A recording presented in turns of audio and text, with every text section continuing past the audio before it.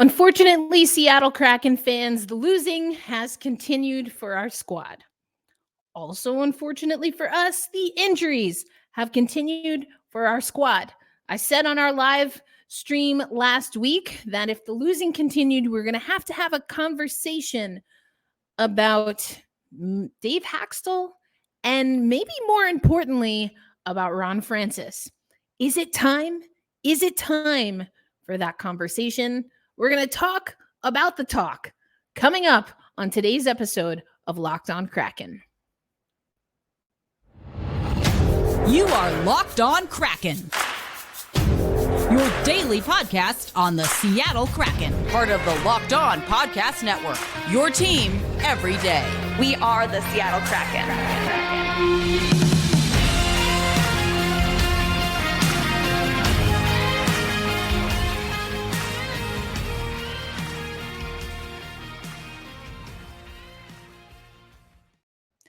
Hey, what do you say, Seattle hockey fans? Welcome to another episode of Locked On Kraken, part of the Locked On Podcast Network, bringing you your favorite team every single day. I am your host, Erica L. Ayala. Welcome. Today's episode of Locked On Kraken is brought to you by our friends at Sleeper. Now, we want you to be able to play daily fantasy hockey, and so we recommend that you download the Sleeper app, use promo code LOCKEDONNHL to get a $100 match on your first deposit. Terms and conditions apply. See Sleeper's terms of use for details. Okay, Kraken fans, we've been having to do roster updates a lot, and I wish I could say they're going to end, but no, sadly no. We know that Jacob Megna and Chris Drieger have been brought up from Coachella Valley. That is because Philip Grubauer and maybe Justin Schultz for a little bit got injured in our last game. Well, not the game against the Wild, but the one right before that, because we had back-to-back games as part of our homestand, Tampa Bay, and then a shutout by the Minnesota Wild. So, it's been tough. Oh, and I don't think that we've talked about this. We talked about Burakovsky returning. Unfortunately, Andre Burakovsky injured again. It's tough. It's tough, fam. It's hard out here for the Seattle Kraken. We're not staying healthy, and you just can't find a good lineup to get you points, to give your goalie some support. And a part of that is that there's been no consistency. So against the Wilds, we saw the Kraken lineup left to right: Jared McCann, Alex Wenberg, Brandon Tanev, Ty Cartier, Matty Beniers, Jordan Eberle. That's pretty much the same. Ellie Tolvin and Yanni Gourde, Oliver Bjorkstrand. Congrats to Ollie for 300 points the other night. And then Devin Shore, Pierre-Edouard Bellemare, and Kyler Yamamoto.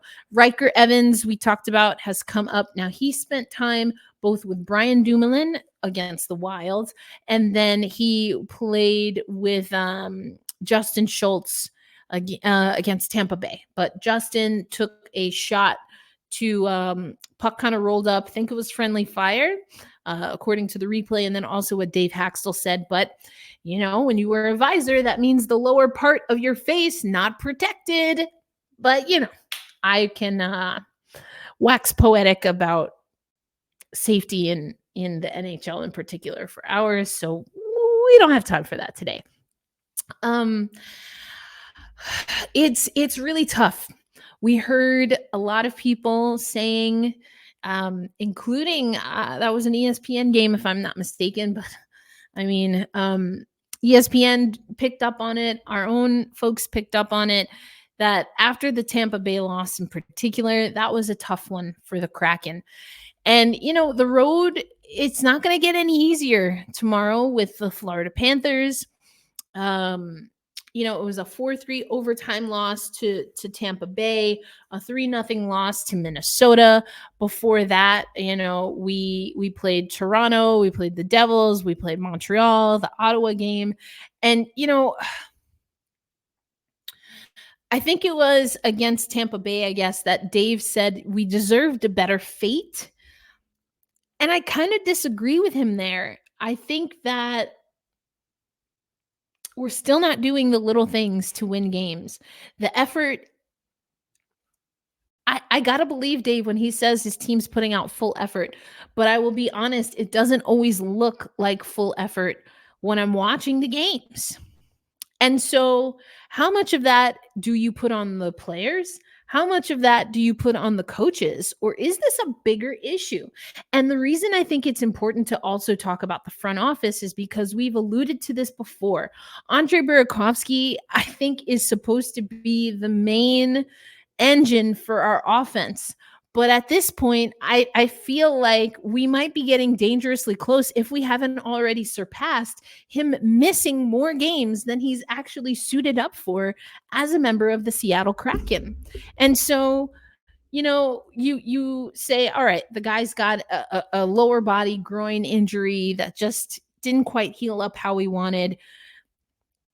Sure, that's not great. Okay, he comes back next year, gets run through and gets another injury. And then you say, okay, 6 to 8 weeks, but for real this time. And then he comes back from that and immediately gets another injury. This is the ugly side of the game, because I do think it's fair to have a conversation about if this is the kind of fate and chance and puck luck or whatever, that if you want to tolerate that. Now, does that mean you move Burakovsky? I mean, I think no, but I think more so what I'm expecting Ron Francis and the front office to do is realize that putting all your eggs in the Burakovsky basket might not be the smartest move. And you know what? If he comes back healthy the remainder of this year or even next year, then it's just an added bonus. But we have to find scoring somewhere else. And the system that we have right now requires all players to play a very particular, very detail-oriented, and very hardworking style of hockey. Now, what happens when you start tipping out at more veteran players? Not every veteran is a Pierre-Edouard Bellemare and is kind of excited about the opportunity to work and kind of grunt through a new system. I mean, it's completely understandable when you've been in a league for a little while that you kind of want things to move in a way that's going to get you closer to a championship than not.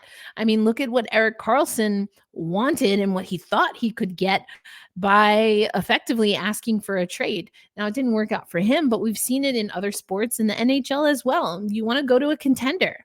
And the Seattle Kraken, they showed that they could be a contender, but we have to play our style. I like what we've been hearing from Yanni Gourde, I believe, said it. A few other players have said it, but, they're not an aggressive checking team this year. And that's part of what made them so effective last year. So we got to get back to that. But how much, again, of that do we put on the players? How much do we put on the coaching staff, which is what I want to talk about next? And how much of this maybe is just kicking it up to Ronnie Francis and saying, you got to be more aggressive in the offseason, which, if you're an everydayer and an OGer, I've been wanting us to get aggressive in the offseason and for free agency for a while now. And this just might be the season that proves that we have to. That's going to be what we talk about coming up next. And then I'll let you know what we have planned for tomorrow's episode of Locked On Kraken. It's a game day episode, so stay tuned. But now I want to let you know about our friends at eBay Motors. Passion, drive, and patience. What brings home the winning trophy is also what keeps your ride or die alive. eBay Motors has everything you need to maintain your vehicle and level it up to peak performance, from superchargers to roof racks, LED lights, and so much more. Whether you're into speed, power, or style, eBay Motors has got you covered. And with over 122 million parts for your number one ride or die, you'll always find exactly what you're looking for. And with the eBay Guaranteed Fit, your part is guaranteed to fit your ride every time or your money back. Because with eBay Motors, you're burning rubber, not cash. With all the parts with all the parts you need at the prices you want, it's easy to turn your car into the MVP and bring home that win. Keep your ride or die alive at ebaymotors.com. Eligible items only. Exclusions apply. eBay Guaranteed Fit only available for U.S. customers. Thanks as always for making Locked On Kraken a part of your daily destination. Whoa, it's been a tough road, Kraken fans. I do like that we're seeing Riker Evans. So from a coaching perspective, I think it's fair. It's somewhat fair to question Dave Haxtell in coaching because the motivation for the team just doesn't seem to be there.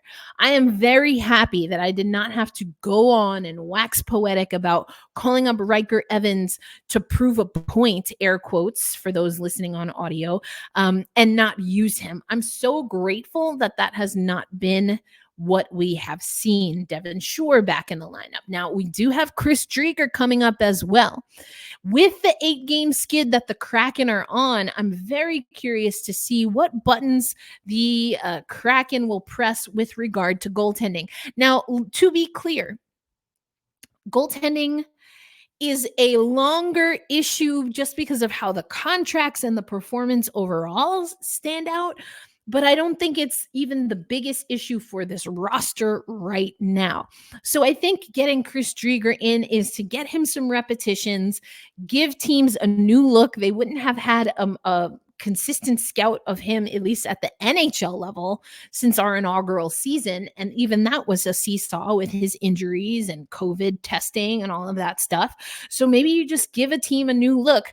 As you will hear on our episode, which is a Squadcast episode tomorrow, Armando Velez and I, the host of Locked On Florida Panthers, are going to talk about the last time we played the Panthers. And sometimes you got to shake it up. And I'm okay with shaking it up a little in goaltending.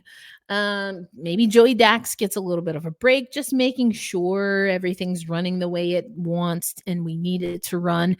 And then you kind of get a free look at Chris Driedger at the NHL level. Do I think he's a liability to us from what I've seen and what we're seeing from him at the AHL level? I would say no. And again, we're on a homestand. We just had a back-to-back. So even if Philip Grubauer hadn't gotten injured in Tampa Bay, I can almost guarantee we're going to see Joey Dax against Minnesota anyway. So now no practice today. I understand not having practice today, although you do know I love when the Kraken practice, which seems to be as rare as a Sasquatch spotting as far as I'm concerned. Anyway, I digress. So do you give Driedger a game against a team that he kind of knows, or at least somebody that he used to know? Yes, that was a reference to a song. Anyway, I digress. I move on. We've got Florida coming up. Chicago is another opportunity. I don't think you, in theory, lose out by having either one of those guys play against there. Now, the Kings is the game that I want for sure. I mean, I want the Chicago game as well, just because I didn't like how he played against Chicago. And as a matter of fact, I want the next 3. I don't want us continually dropping games in this homestand. We went 0-3 in the first half. Now let's at least break even in this homestand. I would love that. Is it going to happen? I don't know. But anyway, we'll talk a little bit more about the Panthers on tomorrow's episode. Now, what makes me think that maybe this is more of a either player kind of motivation issue and a front office issue than a Dave Haxtell issue? Well, a part of it is the guys aren't staying healthy. It feels like we're getting dangerously close to being the UConn women's basketball team. I mean, minus the championships, obviously. But what I mean is that they have been a team. And actually, this analogy is already falling apart because they actually recruited high caliber elite level players to come to their team, just as they always have. But my point about the UConn women's basketball team and the Seattle Kraken is that you can't keep your star healthy. That's Andre Burakovsky. For us, we talked about that in the first segment. Paige Beckers, AZ Fudd, just especially with AZ, again, season-ending injury. It's just heartbreaking. That's a part of sport for sure. But at what point, especially for a professional team, not a college team, do you look at that and say, this might be an opportunity to leverage other assets and resources to find a solution that can work in the immediate, the intermediate, and maybe even in the future, or any one of those, to be honest. And that's where I think that's more of a Ron Francis and company question than a Dave Haxtell question. Now, my questions for Dave Haxtell and the coaching staff are, if we're talking about this is sometimes you'll hear the Kraken say it was an effort issue. Recently, they haven't been saying it's effort. Okay, it's an execution issue. Okay, well, effort, you have to have, and the motivation differs between individuals, but you have to, part of your job as a coach is to find the right buttons to press and to get that motivation. I do also believe, though, that these guys are making a lot of money, more money than I'll ever make. And if you need to kind of be motivated by a young guy coming up from Coachella Valley, I don't know, man. That some of that you got to figure out yourself. So I don't want to put too much of this on coaching, at least not yet. I don't think that Dave Haxtell is making bad coaching decisions. I think he's doing the best he can with a lineup that just isn't consistent. And part of the reason that they're not consistent, at least in part, is because there's not a go-to guy. Matty Beniers is struggling. We've talked about that. Jared McCann's doing what he can. Andre Burakovsky can't stay healthy. And neither now can Philip Grubauer. So, what can we throw at Dave to, what more does he need to do? I don't know yet. I'm not saying that I'm taking it off the table completely, but I do think this has to do more with the players individually. And also, Ron, you gotta do something. I don't want to see us sit on our hands for the trade deadline. I don't want to see us sit on our hands again, in my estimation, in the off season. Go get something. There's guys out there. I know you don't want to necessarily spend too much money and you want to be thoughtful and thinking about contract extensions and the like. But at this point, if we're being honest, there's maybe a sprinkle of players that aren't playing to validate their contracts. That's where we're at, fam, because the consistency for me, it's a big no, dog. It's not there. And the coaches certainly are, for better or worse, this is on them. You pay the cost to be the boss kind of stuff. But I do think a lot of what we're seeing, it's not based on system, it's based on execution. And a coach can tell you what to do. A coach can show you the systems. A coach can show you film. But if you don't make the changes, that's on you. That's on you. And I just don't know that there's enough fire and desire right now from this Kraken squad. Not everyone, at least not how it looks on the ice. So I don't know. Coming up next on Locked on Kraken, I want to talk a little bit about what we've been seeing from some of our young guys. And we'll get into that coming up on today's episode of Locked on Kraken. Today's episode of Locked on Kraken also brought to you by our friends at Sleeper. A new NHL season brings all sorts of possibilities. Who's going to win the Stanley Cup? Who's going to be the next Rookie of the Year? Who will be the Coach of the Year? Will we see another coach get fired mid-season? Okay, that more so had to do with what we're talking about on today's episode. But you can win big and daily fantasy hockey on Sleeper, the official daily fantasy app of the Locked On NHL Network. Sleeper is our number one choice for daily fantasy sports, especially daily fantasy hockey. Because of Sleeper, you can win 100 times your cash in daily fantasy hockey contests. All you have to do is pick whether studs like Crosby, McKinnon, Ovechkin, Beniers, Dunn will record more or less than their Sleeper projections for things like goals, assists, saves, plus minus, and more in any given game. To win a 100 times your bet on Sleeper, you need to correctly predict the outcome of 8 player stats. You heard me, Kraken fans. You can win 100 times your money playing daily fantasy hockey with Sleeper. So start paying attention and nail your picks and start winning big. Use promo code LOCKEDONNHL and you'll get a $100 match on your first deposit. Terms and conditions apply. That's code LOCKEDONNHL. See Sleeper's terms of use for details and locational availability. All right, Kraken fans, we've got a game tomorrow. And then, so we've got Florida tomorrow, Chicago on Thursday, and then a weekend tilt with the LA Kings before we hit the road again. I mean, honestly, I want all 3 of these. I really want Chicago. I really want the LA Kings. And I'll talk to you on tomorrow's episode about what the Kraken need to do. Ronnie Francis. I think that it's time to shake it up. I do. I don't know what that looks like, but I think it's time. And look at this.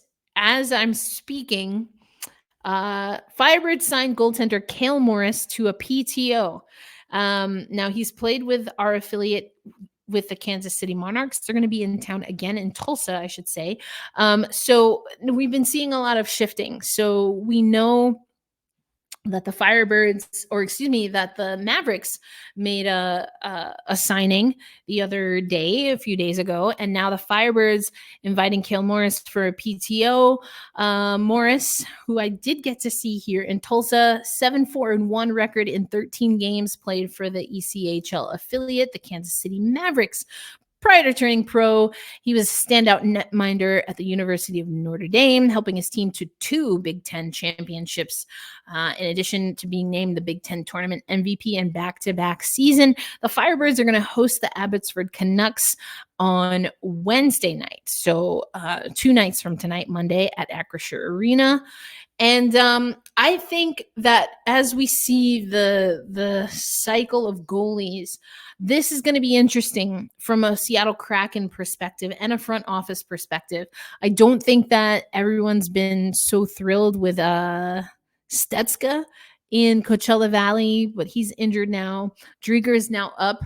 We saw Jack LaFontaine go to the Firebirds. He left the Mavericks, went to the Firebirds. Firebirds, again, brought in another goalie, and now Cale Morris coming to the Firebirds with a PTO. I think we're starting to see, and again, if you are one of our insiders, Locked On Kraken insider with Substack, then you've seen my interviews in full with some of the people from Kansas City Mavericks, Tad O'Had, their GM and head coach, and the pipeline, he says, is extremely clear. If not weekly, if not daily, then at least weekly, everyone from Seattle, Coachella Valley, and Kansas City is talking.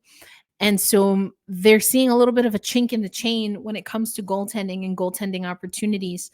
I do wonder what this means for Chris Drieger. And I alluded to it when he came up the last time. Now, when you recall someone from the AHL, they're not guaranteed to start. I've seen people say, Drieger kind of deserves a start from the Kraken. I'm not sure what went into the conversations as to why he went down to the AHL. But what I've been thinking is maybe it was a way to make sure that he is healthy. Because what we're seeing from Andrei Burakovsky, as an example, not great.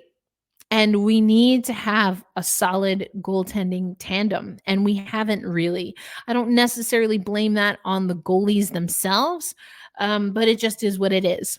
But the more inconsistency we have, the more that the contracts of Philip Grubauer and, yes, Chris Drieger are going to come into question. You've got $2 million starting in the AHL and not contributing to much needed wins at the NHL level. Now, do I personally think that Joey Daccord doesn't deserve this opportunity? No, I like Joey Dax. But again, this is the business side.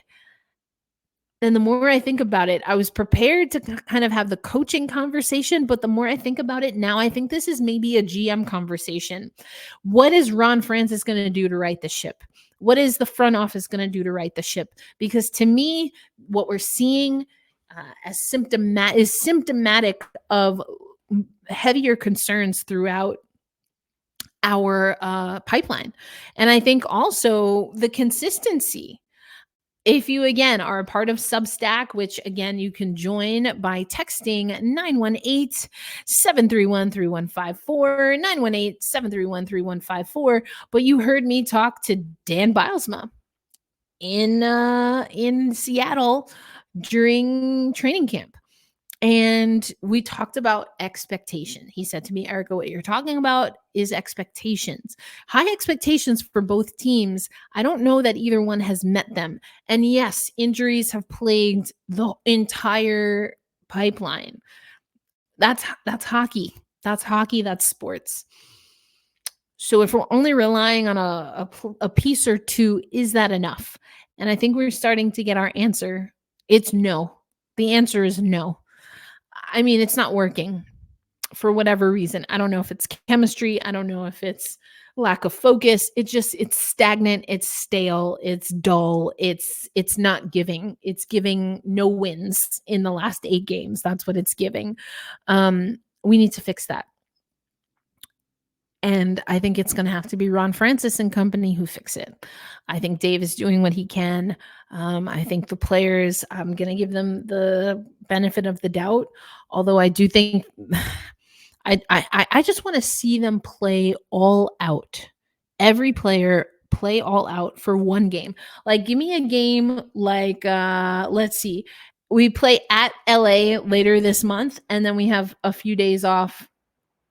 I mean, before Anaheim. Maybe you stay in sunny California, but go all out against the LA Kings in their I almost said Staples Center. What is it? I'm just going to, you know what I mean.